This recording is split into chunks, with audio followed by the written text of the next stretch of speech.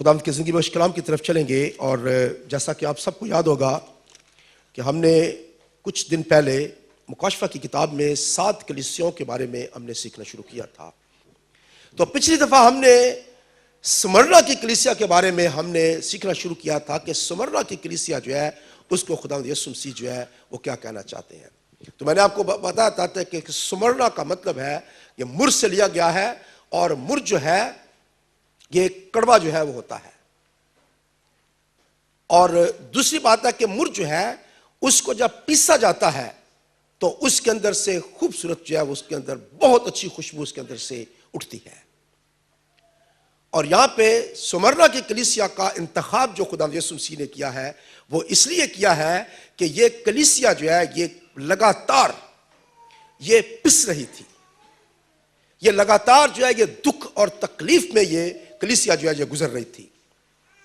کلیسیا جو ہے سمرنا کی کلیسیا یہودیوں سے اور پھر سمرنا کی کلیسیا جو ہے وہ غیر قوموں دونوں سے دکھ اٹھا رہی تھی، لیکن اس کے باوجود یہ کلیسیا جو ہے اس نے اپنے رویے کو تبدیل نہیں کیا، اس نے اپنی محبت کو تبدیل نہیں کیا، اور یہ لگاتار خدا کے لیے جو ہے وہ کام کرتی رہی ہے۔ اور خداوند یسوع مسیح نے اسی لیے اس کلیسیا کو جو ہے جب مخاطب کیا ہے تو انہوں نے خاص طور پر جس بات کا ذکر کیا، پڑھے جی سمرنا کی کلیسیا کو کیا خداوند یسوع مسیح کہتے ہیں، مکاشفہ کی کتاب اس کا 2 باب۔ اور سمرنا کی کلیسیا کے فرشتہ کو یہ لکھ کے جو اول اور آخر ہے اور جو مر گیا تھا اور زندہ ہوا، وہ یہ فرماتا ہے کہ میں تیری مصیبت اور غریبی کو جانتا ہوں، مگر تو دولت مند ہے، اور جو اپنے آپ کو یہودی کہتے ہیں اور ہیں نہیں بلکہ شیطان کی جماعت میں ہیں، ان کے لان تان کو بھی جانتا ہوں۔ جو دکھ تجھے سہنے ہوں گے ان سے خوف نہ کر، دیکھو ابلیس تم میں سے بعض کو قید میں ڈالنے کو ہے تاکہ تمہاری آزمائش ہو، اور 10 دن تک مصیبت اٹھاؤ گے، جان دینے تک بھی وفادار رہ تو میں تجھے زندگی کا تاج دوں گا۔ جس کے کان ہوں وہ سنے کہ روح کلیسیاں سے کیا فرماتا ہے، جو غالب آئے اس کو دوسری موت سے نقصان نہ پہنچے گا۔ پریز گاڈ۔ تو یہاں پہ خدا یسوع مسیح نے اپنے آپ کو کیسے انٹروڈیوس کرایا ہے، خدا یسوع مسیح نے کیسے اپنے آپ کو میں کون ہوں، کیا لکھا جی، میں جو اول اور آخر ہوں، آگے جو مر گیا تھا زندہ ہوا ہے۔ کیوں خدا یسوع مسیح نے یہ سمرنا کی کلیسیا کو اپنے آپ کو انٹروڈیوس کراتے ہوئے کہا ہے؟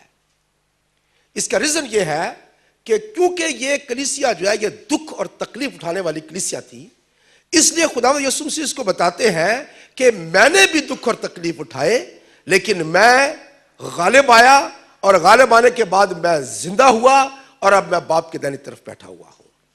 اور اگر تم بھی دکھ اٹھاؤ گے، تکلیف اٹھاؤ گے، تو الٹیمیٹلی تم بھی میرے باپ کے گھر میں پہنچا دیے جاؤ گے۔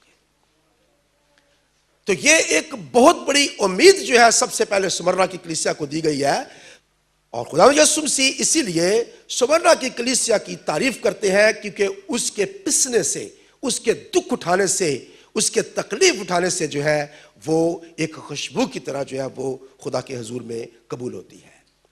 تو مر جو ہے جیسے میں نے آپ کو کہا ہے، جب یہ پیسا جاتا ہے تو اس کے اندر سے خوشبو جو ہے اس کے اندر سے آتی ہے۔ میرے ساتھ ایک حوالہ دیکھیں خدا کے کلام میں سے،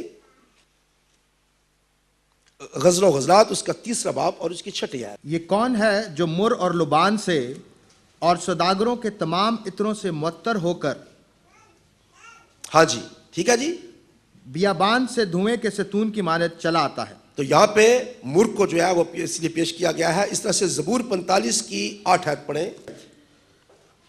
تیرے ہر لباس سے مر اور عود اور تج کی خوشبو آتی ہے۔ پریز گاڈ۔ یہاں پہ مر جو ہے وہ خوشبو کے طور پر جو ہے استعمال کیا گیا ہے کہ تیرے لباس سے مر اور عود اور تج کی خوشبو آتی ہے۔ یہاں پہ مر کو خوشبو کے طور پر استعمال کیا گیا ہے، لیکن مر جو ہے ایک اور پرپس کے لیے استعمال کیا جاتا تھا، اور وہ یہ تھا کہ اس کی جڑوں کے اندر سے ایک دوا بنائی جاتی تھی ایسی کہ جو کہ درد کے لیے، دکھ اور تکلیف کے لیے جو ہے وہ استعمال کی جاتی تھی۔ اور مر جو ہے وہ اس مقصد کے لیے استعمال کیا جاتا کہ جب کوئی شخص جو ہے وہ اس کو کوئی جسم کے اندر درد ہوتی تھی، تکلیف ہوتی تھی، تو وہ مر اس کو دے دیا جاتا تھا جس سے اس کی تکلیف جو ہے وہ کم ہو جاتی تھی۔ مرکز کی کتاب میں اس کے 15 باب میں اگر آپ دیکھیں تو وہاں پہ کیا لکھا ہے؟ مرکز کی انجیل اس کا 15 باب اور غالباً اس کی 15 باب کی 22 آیت، مرکز 15 باب۔ اور مر ملی ہوئی میں اسے دینے لگے مگر اس نے نہ لی۔ ہاں جی، اور مر ملی ہوئی میں اسے دینے لگے مگر اس نے نہ لی۔ کیوں دینا چاہتے تھے مر ملی ہوئی میں اس کو؟ تاکہ وہ جو دکھ اور تکلیف میں ہے وہ اس کی کم ہو جائے۔ لیکن مسیح خداوند نے کیا کیا؟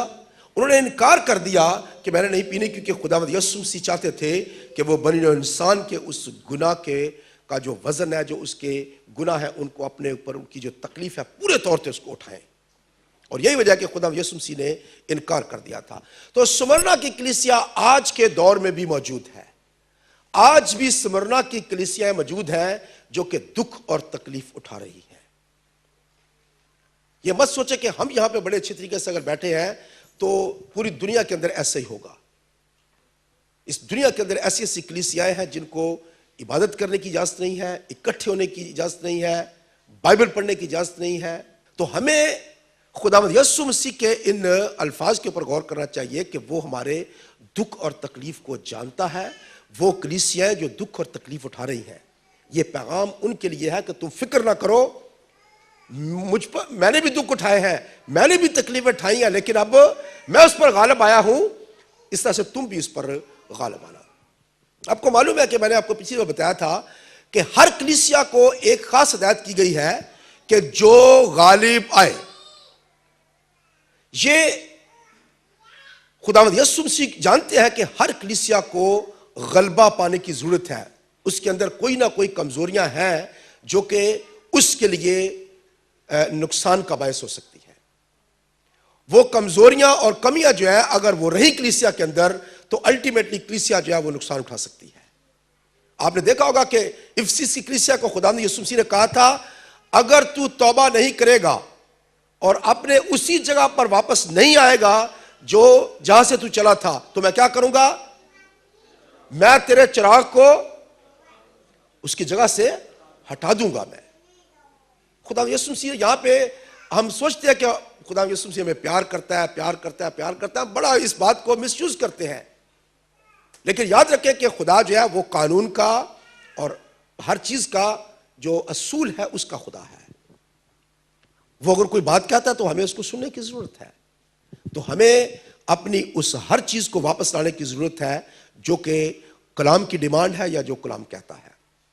تو یہاں پہ ہر کلیسیا کو ایک ہدایت کی گئی ہے، اور میں نے کہا تھا کہ یہ جو انعام ہے یہ اس دنیا کے اندر نہیں ہے۔ کہاں پہ ہے یہ انعام؟ یہ تمام انعام جو ہے یہ آسمان کے اوپر ہے۔ افسس کی کلیسیا کو کون سا انعام ملا تھا؟ ہاں جی، زندگی کا درخت، اس کے پھل میں سے میں تجھے کھانے کو دوں گا۔ اور یہ کہاں پہ ہے؟ یہ اس زمین پر ہمیں نہیں ملے گا۔ کب ملے گا؟ یہ ہمیں آسمان پر ملے گا۔ یہاں پہ سمرنا کی کلیسیا کو کیا کہا گیا ہے؟ دوسری موت پر اس پر کیا ہوگا؟ اس کو نقصان نہیں ہوگا اس کو۔ اس کا مطلب ہے دو قسم کی یہ موت ہے۔ دو دفعہ آدمی جو ہے وہ مرتا ہے۔ اس دنیا کے اندر لوگ جو ہے دو دفعہ جو ہے وہ مریں گے۔ ایک دفعہ اب جب ہم اس دنیا کے اندر ہیں، ہمارا یہ جسم جو ہے یہ جب وقت ختم ہو جاتا ہے، ٹائم آ جاتا ہے، تو انسان اس دنیا سے جو ہے وہ چلا جاتا ہے۔ یہ ہے پہلی موت۔ اس کے بعد انسان جو ہے وہ دفن ہو جاتا ہے، قبر کے اندر چلا جاتا ہے، اور اس کے بعد جب خداوند یسوع مسیح مردوں کو لینے کے لیے آئیں گے، ایمانداروں کو لینے کے لیے آئیں گے، تو وہ جتنے بھی مقدسین ہیں وہ جی اٹھیں گے۔ جتنے بھی ایماندار یہاں پہ ہوں گے وہ سب کے سب تبدیل ہو جائیں گے اور سب کے سب آسمان پر اٹھا لیے جائیں گے۔ اس کے بعد پھر ایک بڑی عدالت ہوگی، اور اس وقت جتنے بھی لوگ آسمان پر نہیں گئے ہوں گے اور جنہوں نے خدا یسوع مسیح کو قبول نہیں کیا ہوگا وہ ہمیشہ کے لیے جہنم کی آگ میں ڈال دیے جائیں گے۔ اسے دوسری موت کا نام دیا گیا ہے، اور یہ موت جو ہے یہ کیا ہے؟ ہمیشہ ہمیشہ کے لیے ہے۔ ابد تک جو ہے یہ آگ کے اندر انسان کو جلنا پڑے گا۔ تو ایماندار جو ہے ان کے لیے کیا ہے؟ ایماندار جو ہے وہ ایک دفعہ صرف مرتے ہیں، دو دفعہ نہیں مرتے ہیں۔ اب ہم اس دنیا کے اندر اگر ہم سو گئے ہیں، چلے گئے ہیں ہم، لیکن اس کے بعد جب ہم اٹھ جائیں گے، ہم زندہ ہو جائیں گے، تو پھر ہم کبھی بھی مرنے والے نہیں ہیں، پھر ابد تک ہم زندہ رہیں گے۔ اس لیے دوسری موت کا ہم پہ اختیار ہوگا۔ اصل بات سیکھنے والی یہ ہے کہ خداوند یسوع مسیح نے 7 کلیسیوں سے جتنے بھی وعدے کیے ہیں، خوبصورت وعدے کیے ہیں، لیکن ہر وعدے کو پانے کے لیے اور اس سے فائدہ اٹھانے کے لیے ہمیں کچھ نہ کچھ کام کرنے کی ضرورت ہے۔ سمرنا کی کلیسیا جو ہے وہ دکھ اٹھاتی ہے، تکلیف اٹھاتی ہے، اور اسی لیے یہ کلیسیا جو ہے، یہ اس کے بارے میں کوئی شکایت نہیں ہے، خداوند یسوع مسیح نے کوئی شکایت نہیں اس سے کی ہے، کوئی شکایت نہیں ہے اس سے، بلکہ اس سے خداوند یسوع مسیح نے اس کی تعریف کی ہے اور کہا ہے کہ میں تیری مصیبت اور غریبی کو جانتا ہوں، مگر تو دولت مند ہے۔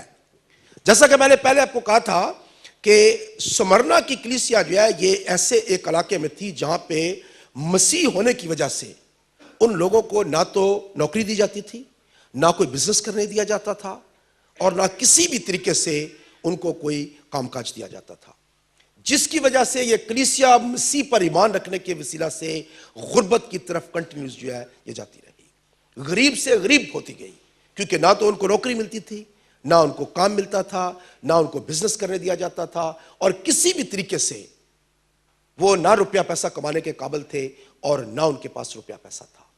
اس وجہ سے خدا یسوع مسیح نے ان کو کہا ہے کہ میں تمہاری غریبی کو جانتا ہوں، مگر تو کیا ہے؟ دولت مند ہے۔ تو کس بات میں دولت مند ہے؟ کیونکہ جو کچھ ہم یہاں پہ ہم نہیں پا رہے ہیں، ہمیں آسمان پہ جا کر ہر چیز جو ہے وہ ہمیں ملے گی، اور وہاں پہ 2 قسم کے دکھ اور تکلیف جو ہے ہمیں بتائے گئے ہیں، کہ یہودیوں کی طرف سے دکھ تکلیف، اور پھر غیر قوموں کی طرف سے دکھ اور تکلیف جو ہے وہ کلیسیا کو دیا جاتا رہا۔ آج بھی میرے خیال میں ایسی کلیسیاں موجود ہیں جو کہ کلیسیا سے بھی دکھ اٹھاتی ہیں اور باہر کے لوگوں سے بھی دکھ اٹھاتی ہیں، لیکن یاد رکھیں کہ خدا سب کچھ جانتا ہے۔ مسیح خداوند ایک ایک چیز کو جانتا ہے کہ میرے لوگ کس طرح سے دکھ اٹھا رہے ہیں، اور پھر ایسے لوگوں سے جو اپنے آپ کو یہودی کہتے ہیں اور یہودی ہیں نہیں بلکہ شیطان کی جماعت میں سے ہیں، تو یہاں پہ یہودی سے مراد یہ ہے کہ یہودی قوم جو ہے وہ اپنے آپ کو کہتے تھے کہ ہم خدا کے چنے ہوئے لوگ ہیں اور خدا ہمارے ساتھ ہے، خدا ہماری طرف ہے، اور دنیا کی باقی ساری جتنے بھی قومیں ہیں نا، وہ ساری کی ساری جو ہے وہ جہنم میں جانے والی ہے۔ لیکن یہ خدا کا پلان نہیں ہے۔ خدا کا پلان یہ ہے کہ پوری دنیا کے لوگ جو ہے وہ نجات پائیں اور وہ خدا کی بادشاہی میں داخل ہوں، جس کی وجہ سے آج کی اس دنیا کے اندر بھی ہمیں یہودی لوگ جو ہیں وہ نظر آئیں گے، جو وہ کہیں گے کہ صرف ہم آسمان پر جانے والے ہیں، باقی سارے آگے جانے والے ہیں، لیکن وہ خدا کا یہ پلان نہیں جانتے ہیں کہ خدا جو ہے وہ ہر قوم میں سے، ہر ملک میں سے، ہر رنگ میں سے، ہر نسل میں سے جو ہے وہ لوگوں کو اپنی بادشاہی میں داخل کرنا چاہتا ہے، اور اس کا صرف ایک ہی طریقہ ہے کہ وہ خداوند یسوع مسیح کے وسیلہ سے آسمان پر جو ہے وہ جا سکتے ہیں۔ اگلی بات جو لکھی گئی ہے وہ یہ ہے،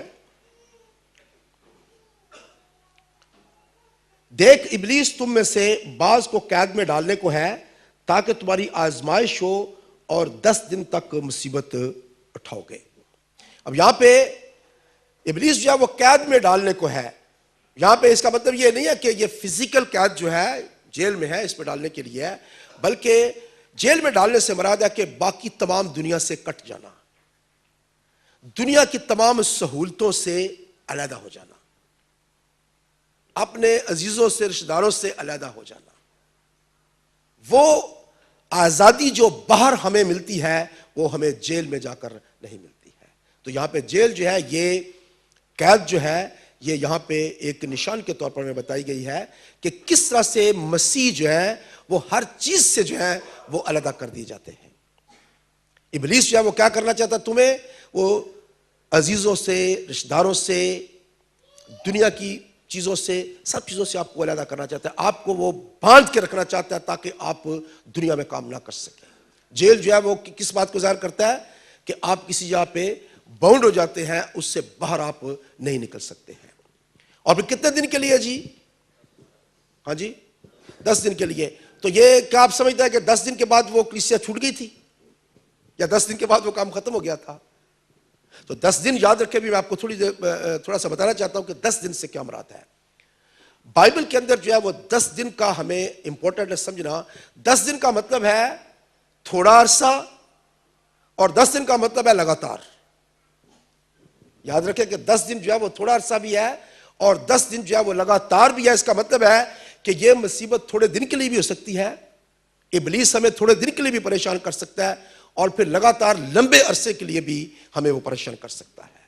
اس لیے یہ مت سوچیں کہ ہمیں ابلیس سے دکھ اٹھانے میں شاید آج اور کل 2-4 دن لگیں گے اور اس کے بعد ہم آزاد ہو جائیں گے. خدا یہ چاہتا ہے کہ ہمیں وہ آزمائے. یہاں پہ کیا لکھا ہے, کیوں ابلیس کے ہاتھ میں ڈالنے کو ہے؟ تاکہ تمہاری, کیا لکھا ہے یہاں پہ, آزمائش ہو.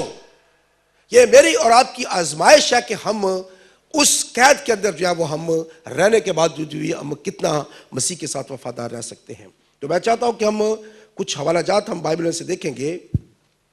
پیدائش کی کتاب 24 باب کی غالباً 55 ہو سکتی ہے, ہاں جی اس کی 24 باب کی ساری. اور ربکا کے بھائی اور ماں نے کہا کہ لڑکی کو کچھ روز, کم سے کم 10 روز ہمارے پاس رہنے دے, بس اس کے بعد وہ چلی جائے گی. تو یہاں پہ 10 دن جو ہے وہ لمیٹڈ ٹائم ہمیں بتایا گیا, کچھ دن. 10 دن جو ہے وہ کیا ہے یہاں پہ, لمیٹڈ ٹائم ہے 10 دن کا, کہ کچھ دنوں کے لیے. اس کا مطلب یہ نہیں کہ 10 دن ایگزیکٹلی رہنے ہیں. کیا لکھا ہے, کچھ دن تک اسے ہمارے پاس رہنے دو, کم از کم 10 روز ہمارے پاس رہنے دو. ابھی آپ کو تھوڑی دیر میں سمجھ آ جائے گی. 31 باب کی, پیدائش 31 باب اور اس کی 7ویں آیت پڑھے جی. لیکن تمہارے باپ نے مجھے دھوکہ دے کر 10 بار میری مزدوری بدلی, پر خدا نے اس کو مجھے نقصان پہنچانے نہ دیا. ہاں جی, لیکن تمہارے باپ نے مجھے دھوکہ دے کر 10 بار میری مزدوری بدلی. کتنی بار, 10 بار. اس کا مطلب ہے کہ اس نے بار بار جو ہے اس کی مزدوری بدلی ہے. اس نے 10 بار سے مراد یہاں پہ کیا ہے, 10 بار نہیں ہے بلکہ لگاتار ہے. لگاتار میری مزدوری جو ہے وہ بدلتا رہا ہے. اس کے بعد پڑھیں جی 31 باب کی 41 آیت.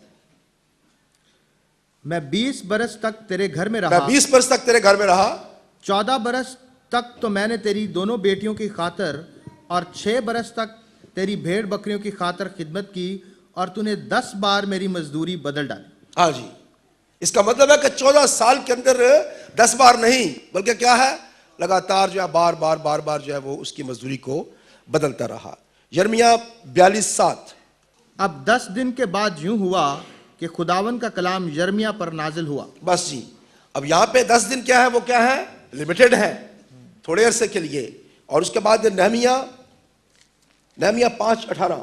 اور ایک بیل اور 6 موٹی موٹی بھیڑیں ایک دن کے لیے تیار ہوتی تھیں, اور 10 دن کے بعد ہر قسم کی مے کا ذخیرہ تیار ہوتا تھا. ہاں جی, 10 دن کے بعد تو کیا بات ہے, لگاتار. 10 دن سے مراد 10 دن جو ہے کیا ہے, لگاتار کسی بات کو ظاہر کرتے ہیں کہ 10 دن تک. اور پھر دانیل کی کتاب اس کا پہلا باب اور اس کی 12ویں آیت. تیری منت کرتا ہوں کہ تو 10 روز تک اپنے خادموں کو آزما کر دیکھ, اور کھانے کو ساگ پات اور پینے کو پانی. بس جی, یہاں پہ 10 دن کیا ہے, لمیٹڈ ٹائم ہے, محدود عرصہ, پتہ ہے کہ تھوڑے دن تک کے لیے. اور اس کے بعد اعمال 25:6 چھٹی آیت جی. وہ ان میں 8-10 دن رہ کر کیسریا کو گیا, اور دوسرے دن تخت عدالت پر بیٹھ کر یہاں پہ 8-10 دن جو ہے وہ کوئی مقرر ٹائم نہیں ہے بلکہ کیا ہے, ایک لمیٹڈ ٹائم ہے. 8-10 دن سے مراد ہے تھوڑے دن تک کے لیے. بہرحال بائبل اس بات سے بھری پڑی ہے. تو بائبل کے اندر جو ہے پرانے زمانے میں 10 دن جو ہے وہ 2 پرپس کے لیے استعمال ہوتے تھے, ایک محدود وقت کے لیے بھی اور پھر لمبے عرصے کے لیے بھی. اس لیے خداوند یسوع مسیح نے جو یہودی قوم جانتے تھے 10 دن کے بارے میں, اس کے لیے انہوں نے اسپیشل وہ الفاظ استعمال کیے ہیں کہ ابلیس تم میں سے کچھ کو قید میں ڈالنے کے لیے, اور تم کتنے دن تک مصیبت رہو گے, 10 دن تک. اب آدمی یہ سوچتا ہے کہ 10 دن تو اس کا مطلب کوئی بات نہیں ہے, 10 دن تو مشکل آرام سے کٹ جائے گی. لیکن یہ یہودی دستور کے مطابق جو ہے یہ مختصر بھی ٹائم ہو سکتا ہے اور کیا ہو سکتا ہے, بار بار بھی ہو سکتا ہے. اس لیے یہ مت سوچیں کہ یہ 10 دن کی صرف بات ہے, بلکہ یہ پرابلم جو ہے یہ کنٹینیوز ہو سکتی ہے اور یہ تھوڑے عرصے کے لیے بھی ہو سکتی ہے. یہ منحصر کرتا ہے اب کہ آپ کس سچویشن میں اور کیسے ہیں. اس کا مطلب ہے کہ خدا یسوع مسیح نے ہمیں اس بات کے لیے پہلے سے وارن کر دیا ہے اور اس نے بتا دیا ہے کہ تھوڑے دن کے لیے مت سوچنا کہ 10 دن کے لیے صرف مشکل آئے گی، بلکہ اگر پرابلم آئے گی تو یہ تھوڑے عرصے کے لیے بھی ہو سکتی ہے اور بار بار بھی ہو سکتی ہے، ایک دفعہ نہیں، بار بار لگاتار بھی جو ہے یہ ہو سکتی ہے۔ اور اس کے بعد خاص طور پر جس بات کا میں آپ کے ساتھ میں ذکر کرنا چاہتا ہوں، اور وہ یہ ہے کہ جان دینے تک بھی وفادار رہا تو میں تجھے زندگی کا تاج دوں گا۔ 10 دن تک مصیبت اٹھاؤ گے اور جو غالب آئے گا، جو آخر تک برداشت کرے گا، میں اسے کیا کروں گا؟ زندگی کا تاج دوں گا۔ اس کا مطلب ہے کہ خدا یسوع مسیح جانتے ہیں کہ دکھ اور تکلیف جو ہے وہ ہمیں لگاتار برداشت کرنے ہیں۔ ہمارے ایک بہت بڑی مشکل ہے مسیحیت کے اندر کہ لوگ یہ سمجھتے ہیں کہ اگر ہم مسیح خداوند میں ایک دفعہ آ گئے، مسیح خداوند کو قبول کر لیا، تو اس کے بعد پوری دنیا جو ہے وہ ہمارے لیے کھلی ہو گئی ہے، ہر چیز ہماری ہے، روپیہ، پیسہ، دولت، ہر چیز جو ہے وہ ہمارے آگے پیچھے جو ہے وہ گھومے گی، اور کبھی بھی ہمیں مشکل نہیں آئے گی، کبھی ہم بیمار نہیں ہوں گے، کبھی ہمیں پرابلم نہیں آئے گی، کچھ نہیں ہوگے۔ اس دنیا کے اندر رہتے ہوئے ہمیں دکھ، تکلیف، بیماریاں، تمام چیزیں جو ہے یہ آ سکتی ہیں، کیونکہ کوئی بہت بڑی بات نہیں ہے، سمجھتے ہیں آپ؟ لیکن بات یہ ہے کہ ہمیں دکھ اور تکلیف، کون سے دکھ اور تکلیف کی یہاں پہ بات کہی گئی ہے؟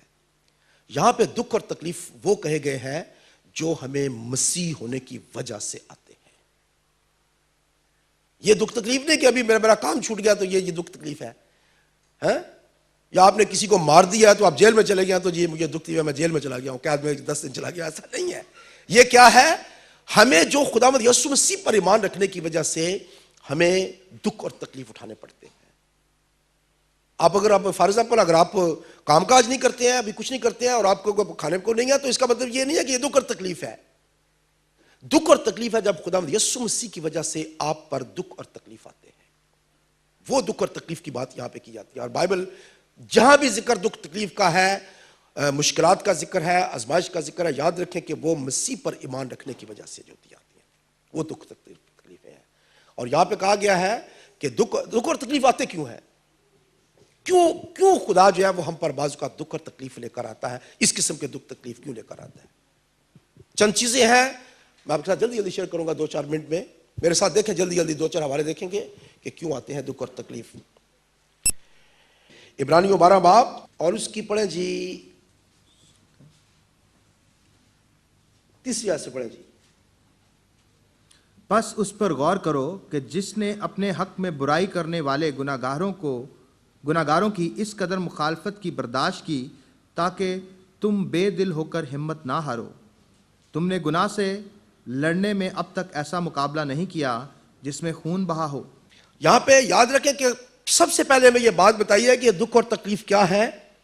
یہاں پہ لکھا گیا ہے کہ پس اس پر غور کرو جس نے اپنے حق میں برائی کرنے والے گناہگاروں کی اس قدر مخالفت کی برداشت کی تاکہ تم بے دل ہو کر ہمت نہ ہارو۔ تو کس کے بارے میں یہ ہے؟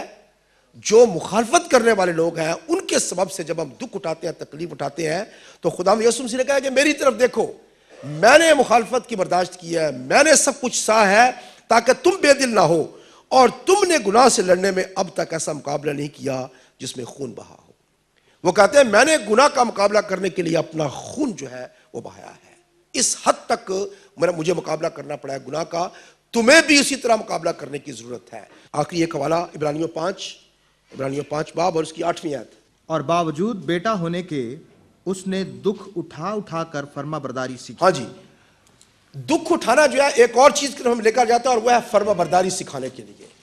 بعض اوقات خدا ہمیں دکھ اس لیے دیتا ہے تاکہ ہم فرما برداری سیکھیں، کیونکہ بعض اوقات ہم نافرمان ہو جاتے ہیں، پھر خدا جو ہے وہ ہمیں تربیت کرتا ہے تاکہ ہم فرما بردار ہو جائیں۔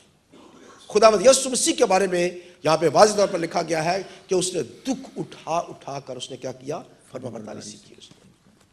اس کا بھی دل شاید کرتا ہوگا بہت ساری چیزیں کرنے کے لیے، ہے نا؟ انسان ہونے کے ناطے سے خداوند یسوع مسیح جو ہے بہت ساری چیزیں اس دنیا کے اندر کرنے کے لیے دل کرتا ہوگا، لیکن انہوں نے دکھ اٹھا کر انہوں نے فرما برداری سیکھی۔ نہیں، میرے باپ کی جو مرضی ہے مجھے وہ پورا کرنا ہے، یہ اس وقت جو پرپز ہے یہ میری اس میں اچھائی نہیں ہے، میری اس میں فائدہ میرے لیے نہیں ہے، بلکہ باپ کی مرضی یہ ہے کہ یہ اس طرح ہونا چاہیے۔ اس دنیا کے اندر رہتے ہوئے مجھے اور آپ کو بعض اوقات بہت ساری چیزیں ترک کرنا پڑتی ہیں، چھوڑنا پڑتی ہیں، ان سے نفرت کرنی پڑتی ہے، ان کی طرف جانا نہیں پڑتا، تاکہ ہم خدا کی فرما برداری کرنا سیکھ سکیں، اس کے کلام پر عمل کرنا سیکھ سکیں۔ اس لیے بعض اوقات جو ہے وہ ہمیں دکھ اور تکلیف جو ہے وہ اٹھانے پڑتے ہیں۔ خدا آپ کو برکت بخشے۔ God bless you.